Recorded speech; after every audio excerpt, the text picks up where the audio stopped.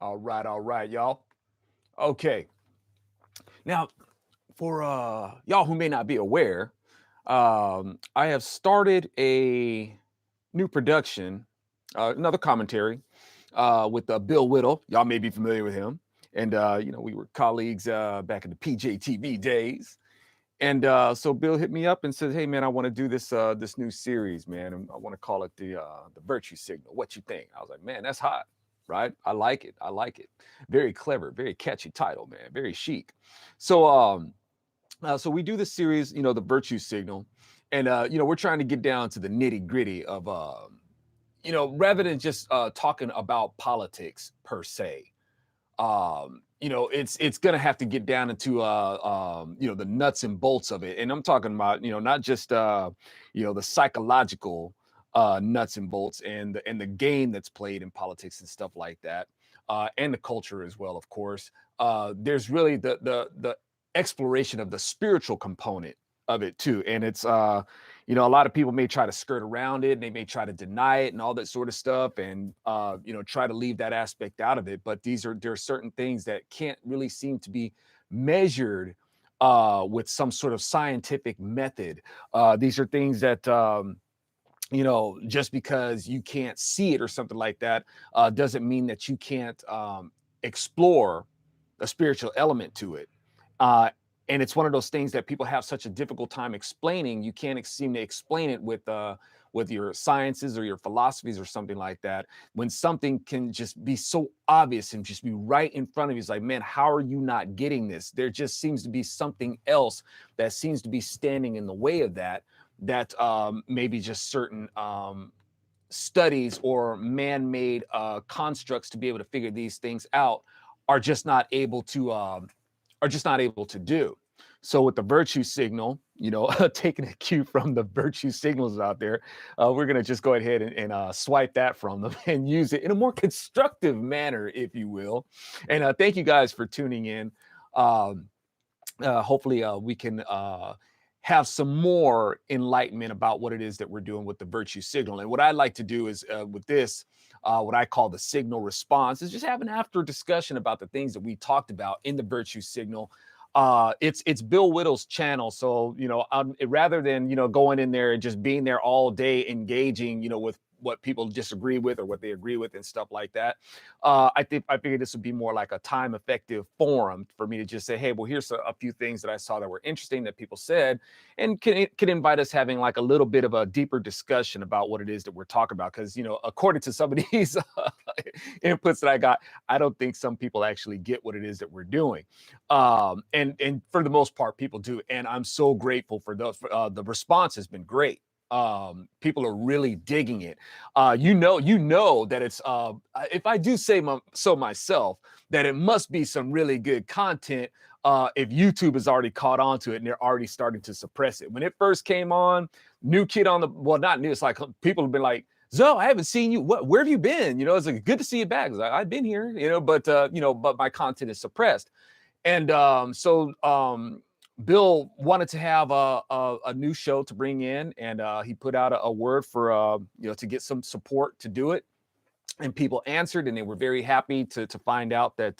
Thank you guys for being very happy to find out that I would be doing this show with Bill Whittle. And the response has been really very warmly received. And so it came out on Bill Whittle's channels. He's got like about 185,000 subscribers on his channel. When the show came out, it came out in about 2 days, 13,000 views, right? I think YouTube has caught wind of that. So now I'm lucky if the response to it is about maybe 4,000. Right. Remember, his channel has like 185,000 subscribers. My channel has 72,000 still after 5 years. Right. Still. And so even when I put out the word, people don't get notified about the show. So they're already squashing it, y'all. And people are noticing. They notice even before I said anything. People already notice. It's like, hey, man, I'm not getting notifications for these. Your channel's being marginalized. So that being said, y'all, I think it's probably because, hey, we might have a good thing going here, and people are really they're feeling fed, by the discussions. Like, look, man, you guys are getting down. You're bringing some real meat and potatoes And not only just some potatoes, you bring some yams too, so you give us something sweet also, but some very nutritious sweet, some good kind of sweet. I don't know, starchy, lots of sugar. I don't know. It's still good, man. It's a root. Dang it, it's good for you. Anyway, we don't be trying to do no ear tickling and stuff like that. We try to bring the real talk, right? No fake news. So people are appreciating that. And overwhelmingly, right? Most of the responses definitely positive. And then you have, some, I don't know if they get where we're coming from. And I want to talk about some of these responses, man, as this is the signal response. And thank you guys for tuning in. Don't think that I don't see you coming in. I see y'all in the feed. Thank you guys so much. I get derailed easily. So, if I don't address everybody for coming in, which I want to be like Romper Room, man, with my things like, oh, I see Bobby and I see Julie. And right. I see you guys coming in, and thank you so much. So we're going to talk a little bit about some of the responses that I saw in the virtue signal. Here's one from Henry F. Clark, also known as Hank McNamee. And he says, you guys are tiptoeing around the subject, but you really can't have this discussion without acknowledging how far we as a nation have strayed from our Christian roots and the exponential deleterious effects it has. Okay, now I say this with all due respect, y'all, to what Henry here is saying. This is like an example of a person who is really full of themselves. Let me just say it. Let's just put it bluntly, okay? Really full of themselves. They're so full of that there's no room to actually listen to what's going on. You know what I'm saying? This is blocked. It's like it's just stuffed. They can't hear, they can't listen to what else is going on. And because they're so full of themselves, stuff just it springs out, right? Nothing can go in and they're full of it just comes bursting out. And it's like to Henry, my whole approach to this is coming from a biblical basis, right? To say that we're having this discussion without the acknowledgement of how far we've come in our rejection of Christ and our dismissal of our Christian roots, that's far out wrong. I don't know. Maybe maybe this is the only thing that he's ever seen by me. And I don't know how much he expects us to cover in 15 minutes in one video. That's why this is a series. It's going to take a number of these to get down to it, man. We've been having these discussions, y'all. And to a degree, I agree. This is discussion. We're always talking about it. It's time for the doing, right? But we're trying to operate with the resources that we have available with a marginal amount of support, right? So and unfortunately we're having to do this in enemy territory, and I've been talking about this for years, and trying to partner with people, say, hey man, let's get this off the ground. Let's get it to where we have our own battleground to operate from, instead of always operating in enemy territory, right? There should be like some sort of safe space for us to be able to operate from. But my basis is biblical. That's where I come from with this. To say that I don't acknowledge the Christian aspect of it and the lack thereof, the problem of the lack thereof in this country, is like, man, I don't know what you were listening to, right? So and to say that I'm tiptoeing around it, man, that's I don't know about that, man. I don't, maybe you're not aware that my career legs have been cut off from doing the exact opposite of tiptoeing around this. All right, they came after me hard because I don't tiptoe around this stuff. So once again, I'm not sure if this person, I don't know, but that's that pride. When we talk about these, these sins and virtues and stuff like that, that's where that pride comes in. Because this person is like, not listen, they're only concerned about what they have to say, right? And because they're so stuffed, you can't really feed them. So this person doesn't feel fed. This person can't be satisfied. So when we get down, we talk about that pride. So it's like, look, man, we can't please everybody. And this person and what's going on with this person, what they haven't heard, not trying to remove responsibility from myself. It's like, because we could always do better, and I will try. And of course I will try to always pursue excellence to bring glory to the Most High, and that he be pleased, how we try to present these things. But there's a point where it's like, I can only take so much responsibility. It's also a responsibility on the other person to say, hey, you know what? Maybe you just weren't listening. Because if you knew anything about Zoe's work, it's like I rely on the Lord to lead me into this, right? So anyway, let's try another input. This input comes from completely different. That's what they call themselves, completely different. And it says, I really love this. Thank you. One respectful comment. Pride goes before a fall. It is arrogance that goes before destruction. Keep up the good work, Bill and Zoe. I can dig it.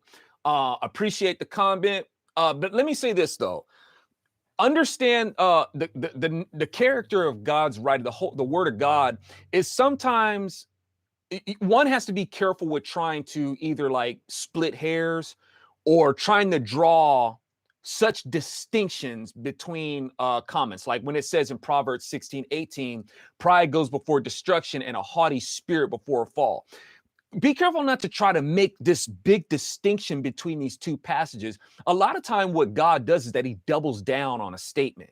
And God is saying, basically he's saying the same thing. He just wants to make sure he's covered, because God is an angle cover. He covers the angles. So just in case you think that there's some sort of difference between this or difference, and God's like, at the end of the day, no, there isn't.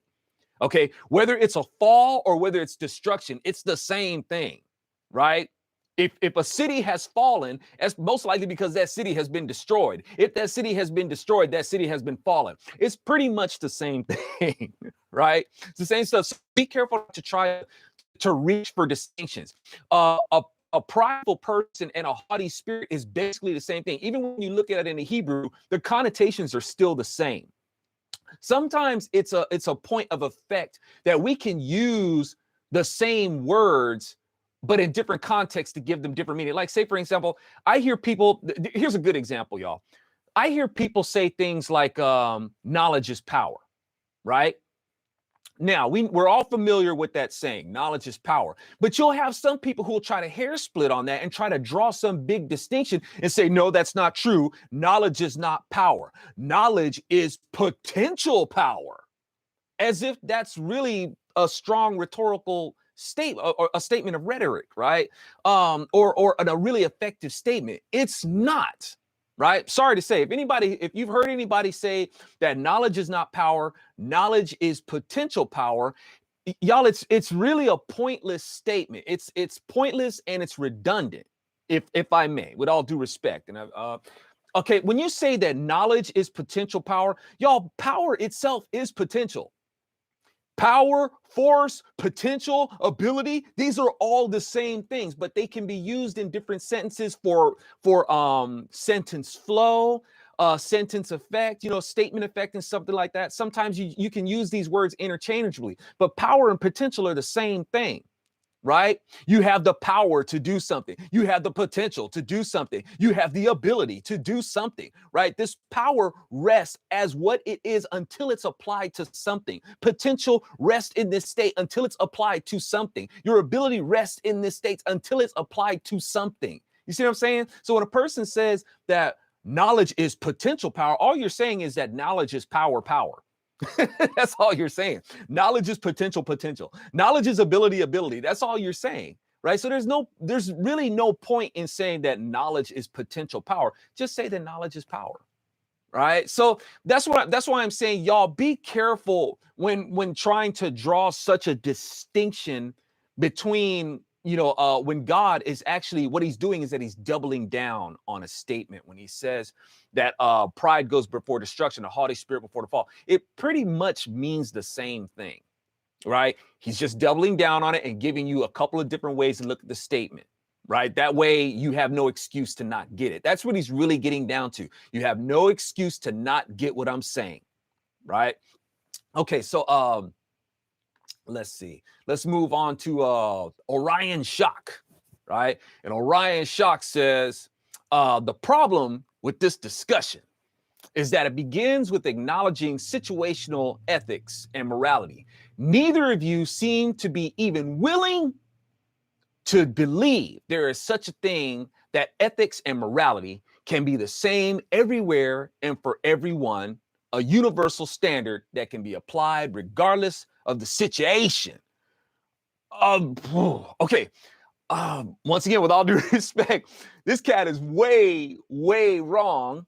And it's another example of pride and someone who's really full of themselves, y'all. where there's no room to receive, and what they're just full of just comes flying out.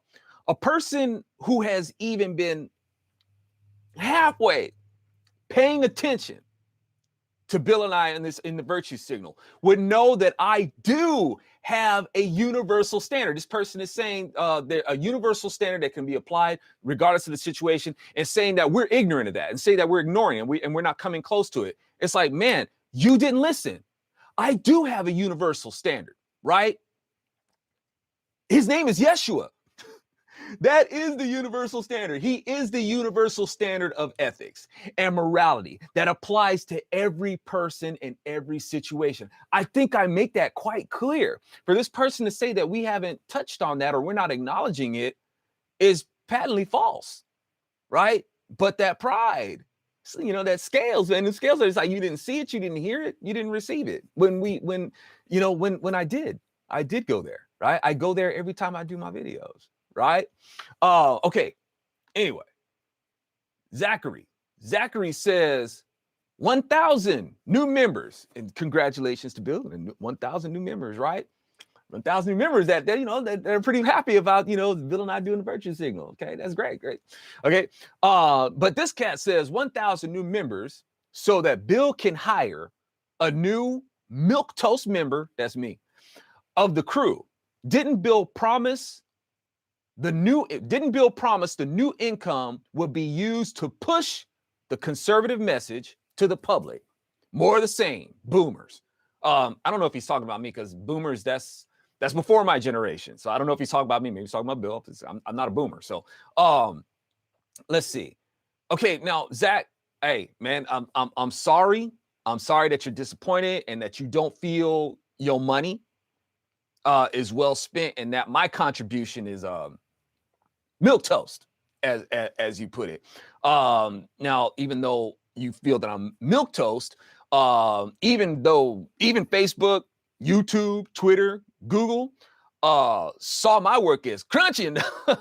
They saw my work as crunchy enough to be hidden for many years, long before they came after Trump. Long before they came after Trump, long before they came after Mike Lindell, long before they came after these people on Twitter who are complaining about all the shadow banning now, long before they came after Prager, long before they came after all these cats, they came after me early on.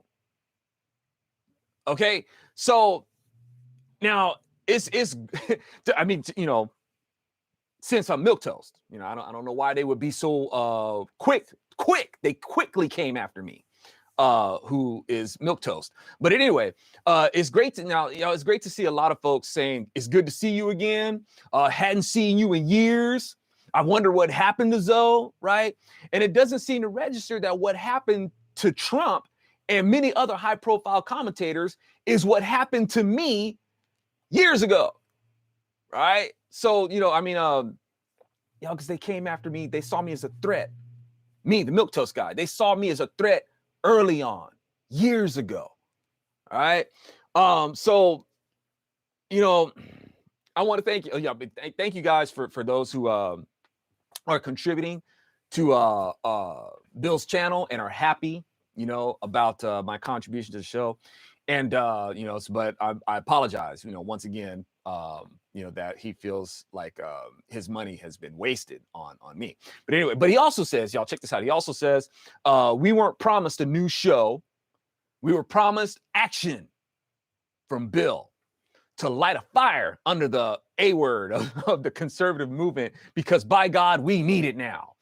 And more armchair talking on YouTube, more of the same. Things will only get worse with this level of complacency. Now, I agree with that a lot, actually, because it's going to take way much more, y'all. It's going to take much more than just talking and expecting unreasonable people who are given over to their imagination to be reasonable, right? Y'all, I talk about this in my audiobook, A Solid Right Cross, y'all. People who are given over to their imaginations and they don't speak the language of reason. I've talked about this, and I agree. It's going to take more than this, but y'all, we're working with the resources that we have. There's only so much support that we're doing for this. I've been saying for years, this is how the left is getting it done, and they're using good tools for evil purposes. How come we're not using those same good tools to promote truth? We should be doing that. It should be more than just talking all the time, right? I've said that for years. We got to be doing other things. It takes more than just making phone calls during election season. It takes more than just going door to door and always just making everything about politics. You're going to have to connect with the culture. You're going to have to give them something interesting, capture their attention, their imagination, so you can be able to have this connection to be able to convey the truth to them. I've been saying that for a long time, right? Doesn't mean now that's not to say they're not grateful to be doing what I'm doing this show with Bill. I mean, thank God, man. I'm glad to be doing this because we do need to have a discussion and get down to the nitty-gritty of these virtues that seem to be lacking, and what is the root of it? So I think a show like this is useful, but we're working with what we have. We'd like to be doing other things, but people are quick to shell out that money to be entertained by these liberals, by the godless. They got money for that. It's like, well, how about we do it from our angle? No. Point us to a political candidate that we could throw some money at. That's when we're really taking action. That's when we're really getting stuff done, when we give more money to these people to disappoint us, right? But, it is what it is. So at any rate, me, on the other hand, the person that, like I said, milquetoast, they came after me early, but, I guess the guys might be new to my work. I got it, right? Okay, now we got Gojira 387, who says, am I the only one disappointed that they never really answered the question? So the show is called, the name of that particular episode is What is Virtue? And so the person's response to that is, am I the only one disappointed that they never really answered the question? Okay, Gojira, you ready, man? Because I did answer the question. The question has been answered long before me, long before it's already been answered. The answer is Jesus, right? If we're talking about what is virtue, the answer is Jesus. There, simple. You're accusing us of not answering the question. I think the issue is not receiving the answer, right? Okay, so from here y'all, the thing is that from here becomes a process of making a case for the answer. The answer, plain and simple, is Jesus. He's the answer, right? And that's the angle that I'm coming from. I'm not speaking for Bill. This is the answer that I'm coming from. The answer is Jesus. So I've definitely answered the question. The question has long been answered. The question has long been answered before me, right? Long before, right? Now, it appears that you have this expectation that this answer has this answer that has unnecessarily eluded people for thousands of years is going to be answered in a 15-minute video. That's very impatient, right? But please bear in mind, this is a series, right? This is going to be an ongoing discussion. Like I said, I personally don't need the discussion because I already know what the answer is. Jesus is the answer. Now, from there, it's a point of making a case for it. That's my role, right? Like I said, I'm not speaking for Bill. We're having this conversation, and we understand that virtue is something that needs to be clarified, not even defined. It doesn't even really need clarification. But some people may need the explanation, right? The explanation of why this virtue. Why should we see this as the standard of virtue, right? What is the standard of virtue that virtue that we're supposed to agree on, right? So at any rate, that's why this is a series. We're having a discussion. On my end, I'm making a case. My case is, why virtue is wrapped up in one name, Jesus. Okay, and then from there, I got to make the case for it. But to say that I haven't given you the answer is not exactly true. I did, right? Okay, so John Wright says, virtue is the power, right? Virtue is the power to carry out your duties without sabotaging yourself. Fortitude is strength because cowardice is weakness. Prudence is strength because folly is weakness. Temperance is strength because self-indulgence is weakness. And fair-mindedness is strength because bigotry is weakness. Likewise, treason, despair, and pride are weakness because faith, hope, and charity are strength. All right, okay? I dig what John is saying, but if I may, I've carried out my duties to promote truth, and in doing so, sabotage my career, right? And the Lord is worth it, right? The Lord is worth it. I mean, look at Paul. Look at Paul. Paul, man, talk about self-sabotage. I mean, he got the snot beat out of him for doing what he did, but it's the sabotage for the right reasons. Like it's like, look, man, my career is done. I'm basically I'm homeless, man. I'm hungry, but I do this for the glory of the Lord. Because I know that if I go along with what the world wants, sure, man, I can have riches, I can be all that sort of stuff, man, but that stuff fades. In light of eternity, I've already seen the author of eternity, right? Well, actually, no, he heard him. He was blind. He saw a bright light, but he saw enough to know that this power had enough to take his sight. And he heard the word. It's like, look, man, I got all the evidence I need. Whatever this world has, man, I know that it's finite. I can have all the riches that I want and stuff like that. I didn't heard from the truth himself. I'm going with that. All right. So in the world, yeah, I may have sabotaged my livelihood. So now, because I'm saying this because John Rice says virtue is the power to carry out your duties without sabotaging yourself. Well, I don't know about that, because for the right, I would like to think, and I'm pretty confident that in the Lord, in standing for what he wants, in standing for him as virtue, yeah, that hurt my career a lot. All right. The powers that be, liberal overlords, they didn't like that. Right. So they came after me pretty hard. So it comes down to, once again, sabotage according to what? And I mean, y'all, I could have just stuck to playing rock and roll. As you can say, I mean, I got this gear, man, that's just itching to be played. I want to rock out, man. I want to make music. Right. That's what I want to do. And sometimes it's hard to do because a lot of musicians tend to lean left. Right. So you try to make music with them, and before you know it, you're making more noise arguing than you are in getting some music done. So that's one of the reasons why, I do music myself so much, But as it is, y'all, I could just go ahead and just make music and put out a whole bunch of mind-rotting messaging and stuff like that. And I can go ahead and just give it a go for it and, and have a career doing that, but, trying to make a career of even using music and stuff like that to promote a message that doesn't have a bunch of, debauchery and hedonistic and just unredeeming messages. For some reason, the world eats that up. And, and it's really sad. And the music, y'all, I don't mind saying that the music is comparable to the stuff that they're putting out on the radio. It's just as far as I'm concerned, it's just as decent, if you will. But I don't know. Maybe there's just not enough decadence in it for some people, or a lot of people, multitudes of people. So now also he mentions fair-mindedness. Fair-mindedness, once again, according to who? To be fair-minded, sure, that can be virtuous, but you got these liberals in office that think they're fair-minded. Their whole platform is fairness, right? It's all about being fair. It's all about that equity. It's all about, this social justice and stuff like that in their pursuit of fairness. As far as these people are concerned, they're the cornerstones and the superlatives on fair-mindedness. So how is fair-mindedness on its face a virtue, right? It has to be fair-minded according to what? So, that's where we have to bring these things back to Jesus himself, right? And, without that, all these things are, they're pretty much, arbitrary.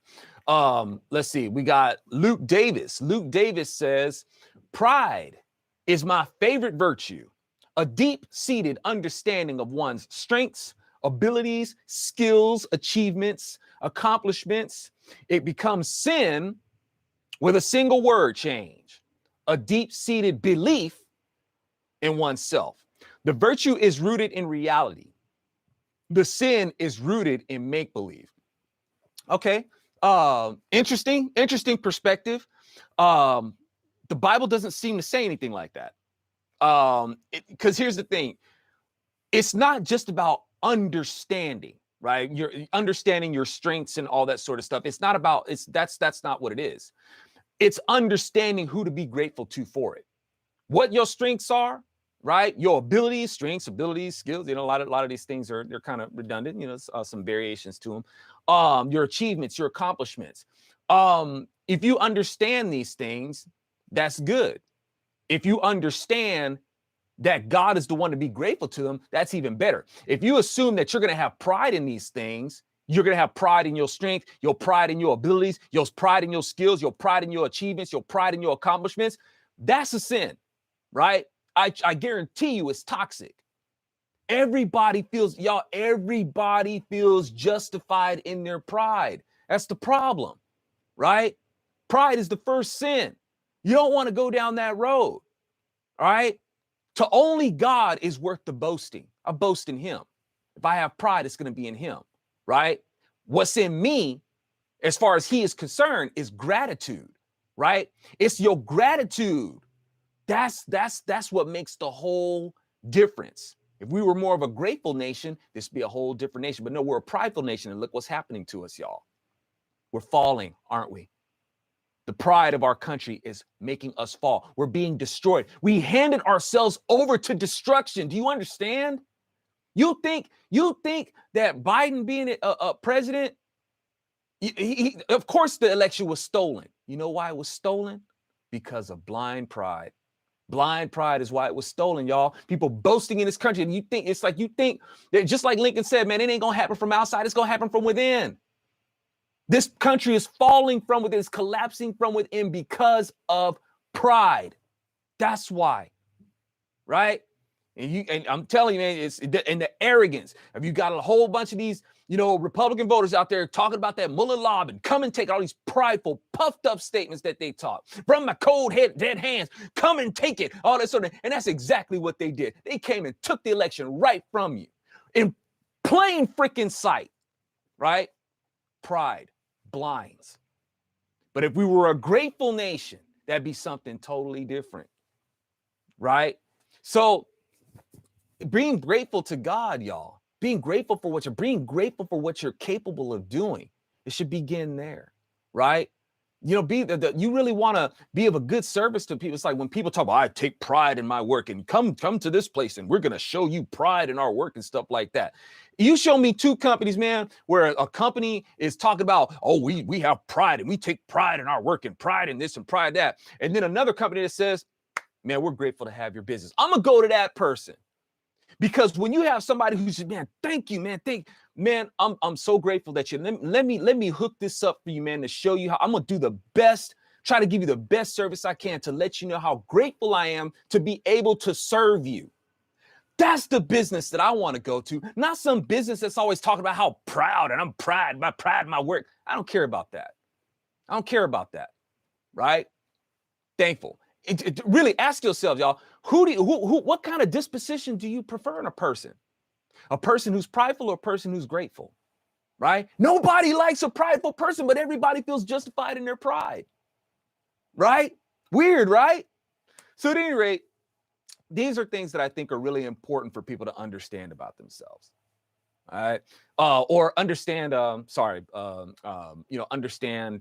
about what we're trying to do with the show, with the virtue signal. So like I said, this is the signal response, is me responding a little after discussion about the input that we got on the virtue signal. And I hope you guys check it out. I hope you guys will support. YouTube has already got us on the radar and they're already trying to throw torpedoes at us and stuff like that and try to sink the ship, and make it look like, I'm a liability to Bill Whittle's brand already. That's the whole point. That's what they do. Right. So it's like, well, nobody's watching and stuff like that. And, keeping the views lows and nobody's sharing and stuff like that because they keep it hidden. And, and the objective from there is to make it look like, I'm more of an expense and not an asset to the channel than anything else. So at any rate, y'all, thanks so much. Hope you keep us in your prayers. And, we're going to try to do what we can to, help, shed light rather than raise heat. You know what I'm saying? All right, y'all. Thank you guys so much. Thank you for tuning in. Blessings. Get them shirts. BronzeServerMedia.com. You know what's up.